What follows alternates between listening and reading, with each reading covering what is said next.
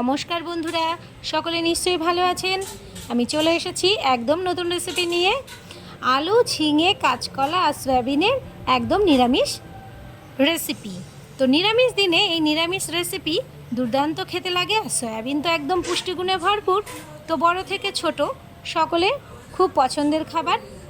চলুন জেনে নিই আজকে কি কি উপকরণ দিয়ে এটি তৈরি করলাম। তো প্রথমে আমি সয়াবিনগুলোকে একটু কুসুম গরম জলে ভিজিয়ে রেখেছিলাম আধা ঘন্টা। তারপরে আমি জলটা চিপে জল ঝরিয়ে রেখেছি।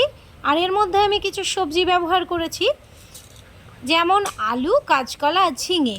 তো এখন তো ঝিঙের মরশুম, সেই জন্য ঝিঙেটা আমি দিয়েই দিলাম। আপনারা চাইলে অন্য সবজিও এখানে ব্যবহার করতে পারেন। এগুলোকে আমি খোসা ছাড়িয়ে ভালো করে ধুয়ে নিয়েছি এবং কড়াইয়ে 2 চামচ সাদা তেল ইউজ করেছি। সাদা তেলের মধ্যে আমি দিয়ে দিয়েছি একটা শুকনো লঙ্কা, একটা তেজপাতা আর 1 চামচ পাঁচফোড়ন। তো এটা ভালো করে ফ্লেভারটা ছাড়লে তখন আমি সয়াবিনগুলোকে একটু ভেজে তুলে নিয়েছি। সয়াবিনগুলোকে ভেজে তুলে নেওয়ার পরে আমি ওই একই কড়াইয়ে দিয়ে দিয়েছি সবজিগুলো একটু ভাজা ভাজা হয়ে গেলে দিয়ে দিয়েছি জিরে গুঁড়ো, কাশ্মীরি লঙ্কার গুঁড়ো, হলুদ, সামান্য একটু চিনি। এগুলোকে ভালো করে আমি কষিয়ে নিয়ে ভেজে রাখা সয়াবিনগুলো এর মধ্যে অ্যাড করে আরেকটু ভালো করে কষিয়ে নিয়েছিলাম।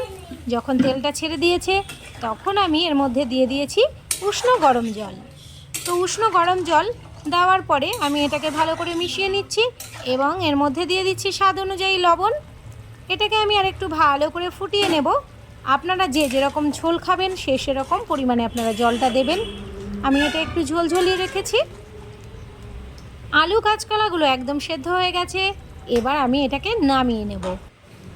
খুব সহজ পদ্ধতিতে এই রান্নাটা হয়ে যায় এবং খেতে খুব সুস্বাদু হয়। এবার এর মধ্যে আমি দিয়ে দিচ্ছি 1 চামচ ঘি।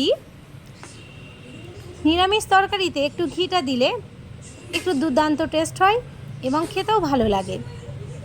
ঘিটা দিয়ে দেওয়ার পরে আমি এটাকে একদম গরম গরম পরিবেশন করব। তো আপনাদের কেমন লাগলো আপনারা অবশ্যই কমেন্ট করে জানাবেন। আপনাদের ভিডিওটি ভালো লাগলে শেয়ার করবেন, লাইক করবেন এবং পেজটাকে ফলো করবেন। আপনারা নতুন নতুন রান্না দেখতে থাকুন এবং কেমন লাগছে আপনারা অবশ্যই কমেন্ট করে জানাবেন। সকলে ভালো থাকবেন, সুস্থ থাকবেন।